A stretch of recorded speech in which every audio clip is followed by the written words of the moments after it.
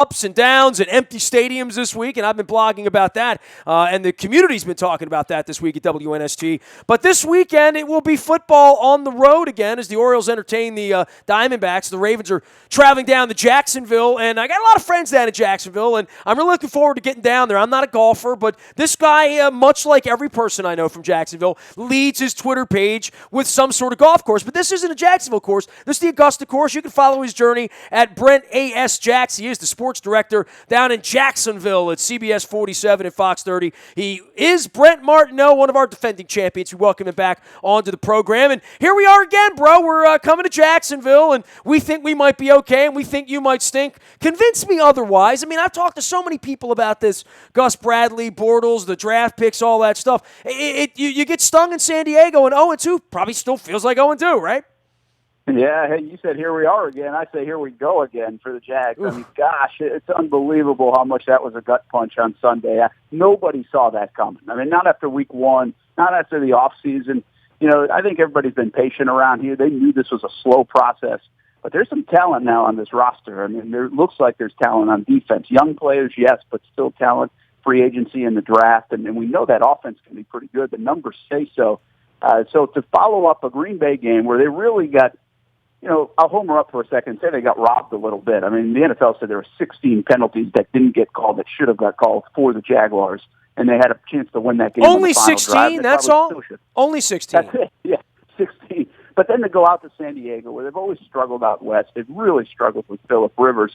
I called it a barometer game, man. I mean, I just said, hey, if this team has come a long way, they will do better against Phillip Rivers. They will do better against the Chargers. And really, I believe they have a better roster up and down than the San Diego Chargers. I don't think the Chargers are that good. And by the way, a reeling Chargers team. You know, after losing the wide receiver, and you know they got embarrassed in the comeback in Week 1. I mean, you thought, well, this is a sinking ship out in San Diego, and you know, team might not even have been there. And you go out there, and yeah, I mean, I looked up on the screen, and I'm scoreboard watching while I'm going through airports on Sunday, and I was keeping an eye on the Jaguars because I'm one of the believers, right? I mean, all you in the Jacksonville media, and knowing some of the coaches on the staff there and seeing the way they've drafted and seeing the team play, I'm on board that they can win 8, 9, 10 games this year if things broke. And maybe they still can, and maybe last week is an awakening for them. But last week was, as bad as it's ever been, right? I mean, just from a look and a scoreboard perspective of not being prepared to play the game at that level.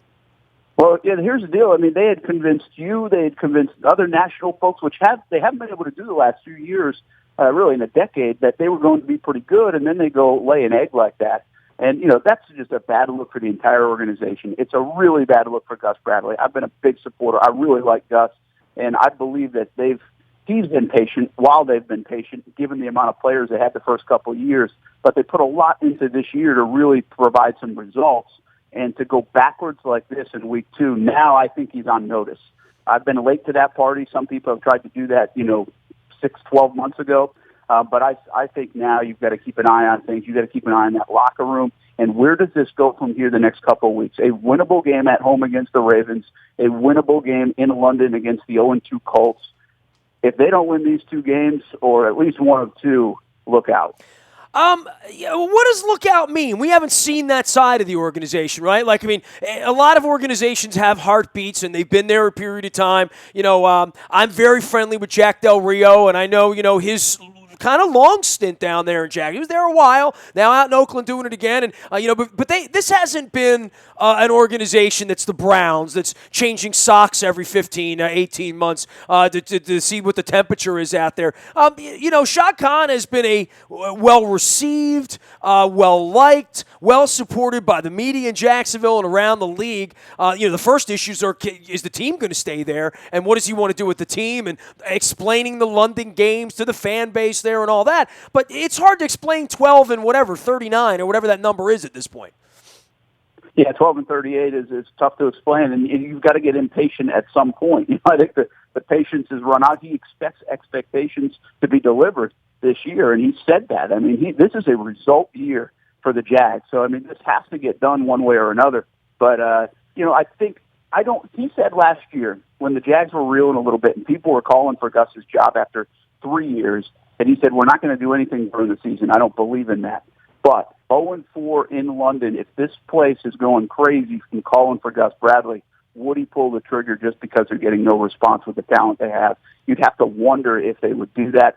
I don't necessarily believe it, but, man, would it amp up the discussion big time. All right, so let's get on to the field. Brent Martineau joining us here, a longtime Jacksonville reporter. He's down there at CBS 40 and Fox 30, and you can follow his journey out on Twitter at BrentASJAX. That's Brent A.S. Jax. And, who's playing well? I haven't watched them play as much as I wanted to, and you find in the Twitter era when you cover your own team, by the time you go from the locker room to here to there to the airport to get home, you're like, all right, I'm in the highlights world. There haven't been a whole lot of highlights for Jacksonville, and I guess they hung in against Green Bay, and we saw what Green Bay was made of on Sunday night, which wasn't a good look for them in Minnesota. I thought maybe Green Bay's not all that good, but from Jacksonville, all of these names that are made famous, right? In April, the Bortles, the Jokels, the wide receivers, the Hearns and the Robinsons, and certainly Dante Fowler, who we all know his name, Jalen Ramsey, all these big-time names that we're screaming about draft night because they're at the beginning of the show every year, no offense. How many of these guys are starting to look like, that there's some semblance of maybe wearing a grass skirt and going to a Pro Bowl at some point? Well, I think Allen Robinson is still that guy, but they have to find him early in games. It took 20 minutes and 20 seconds into the game on Sunday for him to get a target in that game. That's ridiculous for a Pro Bowl receiver. There's no way the Giants aren't throwing to Odell Beckham until 5 minutes into the second quarter. You just can't do that with your top guy, especially a guy, even if he's covered, he makes catches. That's his claim, and then that's what he does. They don't call him 50-50 balls in the locker room. They call him 75-25 because he catches most of them. So, you've got to find a way to get him the ball. Chris Ivory's been out for the first 2 weeks. That has certainly impacted the physicality of the running game. He should return this week, although we'll get official word later in the week. But, this offense should be better. And Blake Bortles has not been good through the first two games. He was miserable. I thought it was his worst outing as a pro on Sunday in San Diego. He wasn't miserable against Green Bay. He was just okay, in my opinion. And he had a chance to win the game and didn't do it. So I think it's really who's not playing well. Now, on the other side of the ball, Jalen Ramsey's legit. He's a stud. He's going to be a stud. I think he really showed up against Green Bay in the opener, and he didn't do anything majorly wrong, although everybody seemed to do something wrong against San Diego. But guys like Kelvin Smith are playing pretty good football right now. The guys they spent money on, though, with Malik Jackson, $90 million contract, Deshaun Gibson, $36 million contract, they have hardly had their name called the first 2 weeks. They need better production from the guys that went out and got, and so far it's not happening. Brent, for Bortles and all the rope that's been given, he's kind of... Gus is married to all these guys, right? And so is the personnel department. These are the guys they picked. In the case of Bortles, I always hear this sort of blossoming thing, and I hear these rave reviews about the wide receivers. Where's the O-line in all of this in protecting him to give him a chance to look good? Well, the O-line is the eyesore coming into the season, but there's been so many other eyesores that they haven't even stuck out too much. The run blocking has been certainly suspect in the first couple of games. They just can't move the ball with T.J. Yeldon in the backfield doing anything. But from a pass protection standpoint, I think they've done a pretty nice job. Now, Kelvin Beachum goes out of that game and actually stays overnight in San Diego because of concussion, so highly unlikely he plays this week. They'll have to do something now at left tackle. Luke Jokel had moved to left guard. He's done an okay job through the first couple of games. We're not saying his name every 5 plays, which is good. So what you're saying is he won't be swinging out to left tackle then? Well, we'll have to see. That's okay. Something to still be determined this week, and they'll probably keep that tight to the vest.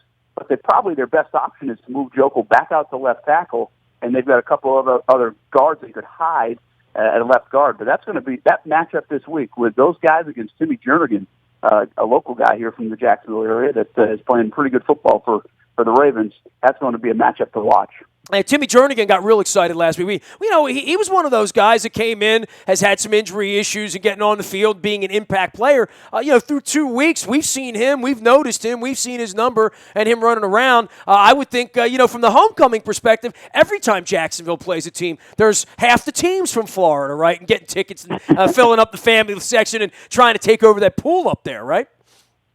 Yeah, that's a little bit. I think he'll have a homecoming of sorts. He's just a good football player no matter where he plays. That is Brandon Linder's the new center for the Jags too, and he's done a good job. He's a good football player. I think they're comfortable with Linder at center. It's really the left side of that line, and how Baltimore attacks that with their front seven is really, I think, maybe the biggest key of the game, what the Jags can do offensively and get going, especially the running game if Ivory's back against that front seven of Baltimore. He is Brent Martineau. He covers all things Jacksonville sports down there at CBS 47 and Fox 30, and you can follow his journey out on Twitter, and thousands do it. Brent A.S. Jax, that's J-A-X. A lovely picture. What hole is that at Augusta that you have on your Twitter there, Brent?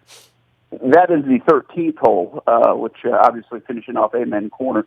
I got to play a couple years ago. They do a lottery when you go cover that event, and I got lucky enough to win. So got to play the famous Augusta, which was obviously I don't have to tell you how good that was. That was a pretty good day. That was a good day. That was a pretty good day. You know, I hit a tee shot down there back in the media event like 10, 12 years ago, 10 years ago, Super Bowl was there. And they had the party right out on the golf course. And, Jacksonville, everybody from here is going down to the golf on Saturday. I'm not. What should I do in Jacksonville? I'm going to ask all the Jacksonville people this week. I have a completely free day. I think my wife is skipping this trip this weekend. She did Cleveland last week. No offense, man. It's just a 2-day trip, not a 1-day. It's not that she picked Cleveland over Jacksonville, trust me. But she did say, if I go to Cleveland, at least I'll see them win. She doesn't necessarily feel that way this week, but I feel like the Ravens are going to fare well down there, and I've liked things that I've seen about the Ravens from the building. But I want to know from a party perspective, one day in Jacksonville, what does one do if you're showing a tourist clown like me around? Yeah, if I get, and I'm not originally from here, so my family comes in, I go to one of two places. Take them out to the beach, the Jax Beach, Atlantic Beach area, which is just a little north of where you were for the golf course at the Super Bowl in terms of Ponte Vedra. Or I go a little further south than that and go to St. Augustine, the ancient city. It's a nice touristy spot, but it's a cool little hangout, a little different. And that's where I go. I'm from Rhode Island originally. It kind of reminds me of Newport, Rhode Island a little bit. So I would go probably a little south, go to St. Augustine. That's kind of the big deal around here, too. They're doing a lot of stadium improvements. You mentioned the pools, but they're also doing an indoor practice facility. And in May, they'll have an amphitheater right at the south end of the stadium. Really? And the night before every game next year, every home game, they'll have a concert. So they're trying to build up the downtown part of the stadium, and they're there for them. You won't have to go too far when the Ravens come down in future years. You know what? Talk to me about that, because look, I've been doing this for 20 years, right? I mean, you guys got the team. I say you guys, and I know you're not of the people there, but, that was our franchise. We got boned. I mean, back in the 90s with expansion, that was the franchise that was coming to Baltimore, and Wayne Weaver sort of stole the hearts of the owners there, and we didn't get a franchise, and we had to go steal the Browns a couple years later, and I've been going down there the whole generation. One of the first times I met Steve Bisciotti was in that stadium, quite frankly. We used to play each other a lot, being in the same division, and Lord knows Mark Brunell and Jimmy Smith and Keenan McCardle. I mean, we got nightmares about those guys. I tell Baselli that all the time. So does McCrary, from what I know. But I would say this, it started as that little Harbor Place thing there, and there's not a lot of hotels. And I've been going in there every couple, 4 or 5 years since for the Super Bowl. We played down there. We played a horrific Monday night game down there. And I kept wondering about the viability of the franchise when the upper deck's getting tarped over. And I know it was a huge stadium. But Shad Khan has, from the outside and being the bandit guy who wasn't that guy and that he was going to take the team away, they sure have done a lot of things to try to make Jacksonville the San Diego of the East Coast, right? I mean, that's an important part of his legacy. It wouldn't be stealing off the team, but you could only go 3-13 so long, right? Yeah, these guys do. I mean, the game day experience part of it, the business aspect of it, you've got to totally separate it from what has been done on the field the last 4 years, because it has been a home run. Maybe better than anybody in the NFL at what they've been able to accomplish the last 4 years in terms of... I'm going to get there early, man, because I want to see it. I mean, because everybody's bragged about it. I've been to that. I can't envision life in that area, right? Yeah, well, I think what they need to do, too, here's the big plan is for Shad Khan to eventually help build up the downtown. They every time they say Everbank Field and the Jaguars, they also say Jacksonville. And they know they have to do that. They have to utilize that river, all that land on the river. That's really nice. And I think that's what this is part of. I wouldn't be surprised someday down the road you come here 5 years from now and you'll have a bridge going across the street from the stadium to that little Met Park area right on the water, and there'll be shops and things like that. So I think we're getting to that point. It's going to be a slow drive, but they've already done they do something every year, whether it's the video boards, now this amphitheater and indoor practice facility, and they'll continually do stuff. They did the club seats. I mean, wait till you see the stadium. The stadium is nothing like you imagined it if you haven't been here in 5 years, and it's fantastic. I was just in San Diego. That stadium is a joke, and obviously that's why they're having trouble. But this stadium is, for a stadium that's not brand new, it really looks fantastic. Bottom line, Brent, have you been in the pool there? Be honest with me. Don't lie to me. Yeah, I did the first ever. I was on TV, and I did the first ever cannonball into the pool. You know, this excites me. Cool. I knew when Ray Bachman booked you, I'm like, that's probably the guy that did the cannonball into the pool. We've talked so much about the pool and the vibe there.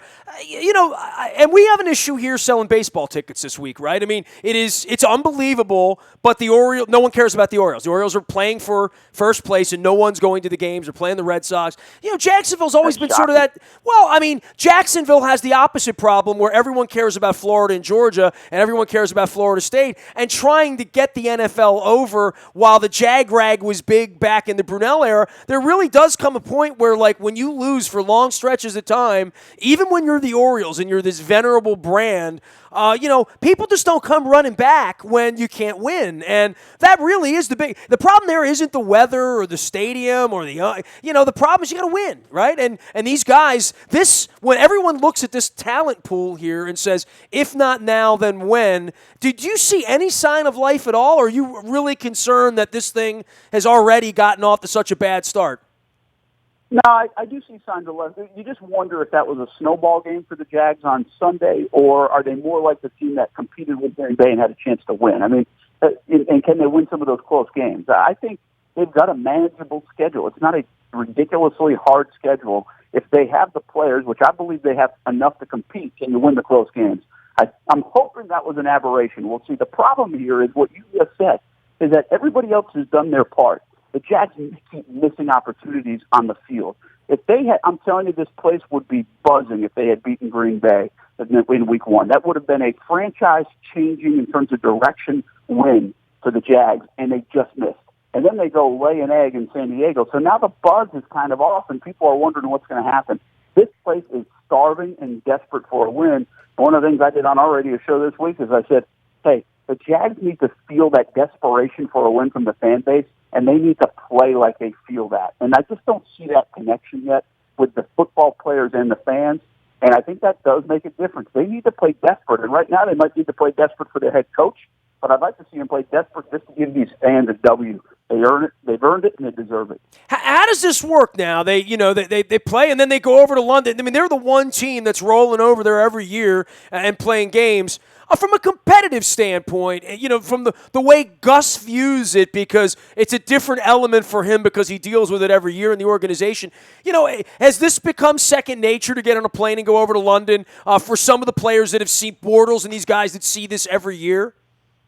Yeah, I don't think it's a problem for them anymore, and I think what helped with that is they won last year. They tried it 3 different ways. They went over right after a game 1 year. They went over the Monday after a game 1 year. And then last year they went over on Thursday night, treated it kind of like a West Coast trip. Thursday night, and then they come back Sunday night, which really gets them back here like Monday morning because of the time change, and they won the game. And I think they liked the way they did that. I don't think it hurt that they won the game either. So they're doing that this year again. So it's not like they're jumping on a plane on Monday after this game, so they're already looking ahead to London. They've got a few days to get things in organization and the players get things in order, and also they know what to do now. They've got a playbook for how to get to London, and I think that gives them a little advantage over a team like Indy, who they'll play over there, who hasn't done it as much.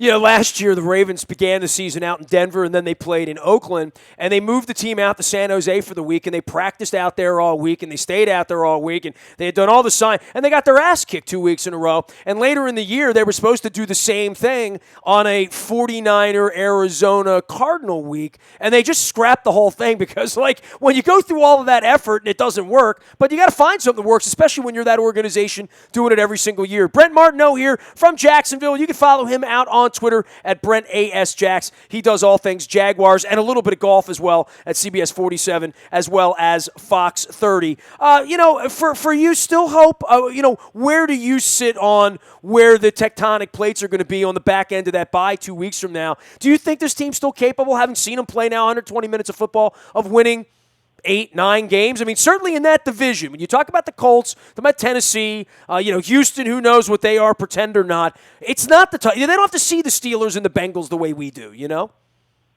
Yeah, it's realistically, it's very hard to see them getting to now like 9. Now you have to go 9-5 down the stretch. Can they catch fire? Can they grow up? Sure, that happens in the NFL. We see that. I think the one thing to clean, I try to be so positive with the Jags. I have been through this entire thing, but they've got me down a little bit this week. I'm a little negative on them. I'm not even sure how I can sit here and predict that they would beat Baltimore. Forget about trying to get 7, 8, 9 wins. I just don't know which direction this is going right now, and this is a huge week for them to decide that. Does this snowball into back-to-back miserable performances? Do they feel the heat of the coach's job on the line, and do things just go really bad? I mean, it could go that way, but they like playing for Gus Bradley, so maybe they rally around him a little bit, and they could reel off. The schedule indicates they could reel off 3, 4, 5 games. I mean, look at their schedule through October. It's not that hard before they hit the road for a few more games in November. So who knows? I mean, I'm really I'm confused about the Jaguars right now. Everything that we thought that they built toward, trying to be better getting off the field on third down, trying to be better on third down efficiently on offense, they've just been miserable at in the first 2 weeks. So we really don't know what the heck to think. Well, I'll tell you what, I hope the forecast is for sunshine on Sunday. We'll continue to monitor that. That's the important thing for whether I get in the pool or not on Sunday, Brent. Hey, appreciate the time as always, and I really am looking forward to this. I mean, a lot of times, look, I've been traveling the league for 21 years now. Been to virtually every road game and home game, and some experiences are better than others, and some are just the same old, same old. You know, you go to Pittsburgh, you know what you're getting. You go to Cincinnati, it's the same. This is one of those ones, it's like Minnesota. The next time I go there, it's going to be a completely different experience. I'm kind of looking forward to it this weekend, and I want to see what the place looks like with some people in it as well. You know, I want to see some energy in the bowl there. Yeah, you should. I mean, the place was rocking in week 1. Let's just hope they come out and or they're not too disgusted at what happened on Sunday against the Chargers, and the place could be rocking again. And it won't be like the Green Bay game, a sellout, but it should be a pretty good crowd. And I think if you haven't been here in 10 years, well, you're going to see an entirely different Jacksonville, an entirely different Everbank Field. And I can't promise you'll see an entirely different Jaguars team. Well, I hope we don't see a different team. Yeah, I want to, just one more week. If they just stink for 60 more minutes, we're good with that up here. It is a road game, and we need to win too, Brent. Hey, man, great having you on, man. Appreciate the visit and the St. Augustine tips one way or another. I figure you go to Jacksonville and you make like a turn and you go east. At some point, you'll run into something you really like because it is beautiful down there, man. Yeah, it's a good spot. We love it. Been here 9 years and absolutely love it. Yeah, nobody ever leaves. I mean, all my buddies there, and they're Blue and all these New Englanders like you. They all, pick up, move down there, and that's the last we hear from them, That's okay. We beamed the satellite for the baseball games in for you, man. Great having you on, Brent. Appreciate you. Yeah, you got it. We'll see you this weekend. I hope so, man. Brent A.S. Jax is the way to find him out on Twitter and at CBS 47 and Fox 30 in Jacksonville, Florida. You can find me out in the Bayou Toyota Audio Vault 24 hours a day from anywhere in the world on your mobile device by downloading the TuneIn radio app. We come in crystal clear throughout the world, and, of course, the morning newspaper reaches your email inbox at 7 a.m. each and every morning. That's powered up by Planet Fitness and PlanetFitness.com. Still $10 a month to get in the best shape of your life. If there's any breaking news, that happens first on the WNST Tech Service. That's powered up by our friends at Coons Ford, Security Boulevard. Dennis will be here on Thursday, driving you home from 3 until 5. Next Wednesday, we're going to be up in Carroll County, up in beautiful Hampstead at the deliciously crab-caked up Greenmount Station. I can't wait to get back up there. Big show, 7:30 on Wednesday night. We'll be swabbing for the Bone Marrow Registry. We're bringing Alex Lewis, the new starting left guard from the Ravens, as well as Ryan Jensen, one of his O-line guys. And the O-line guys, there's always something different about O-line guys. I always have more fun with those guys. No offense to all the rest of the guys on the team, but it probably goes back to Mike Flynn and John Ogden and Spencer Falau and Eddie Mulatalo and, Benny Anderson. All those guys, they're my favorites. So we got some O-line guys, big beefy guys eating crab cakes on Wednesday night up at Carroll County at Greenmount Station. Come on out and support us and the Bone Marrow Registry. And there goes my hero. Nasty at WNST.net reaches me 24 hours a day from anywhere in the world. That's Twitter, Facebook, LinkedIn, Snapchat, Instagram. I'm a very available individual. We are WNST.net, AM 1570, and WNST Towson, Baltimore, and we never stop talking Baltimore sports.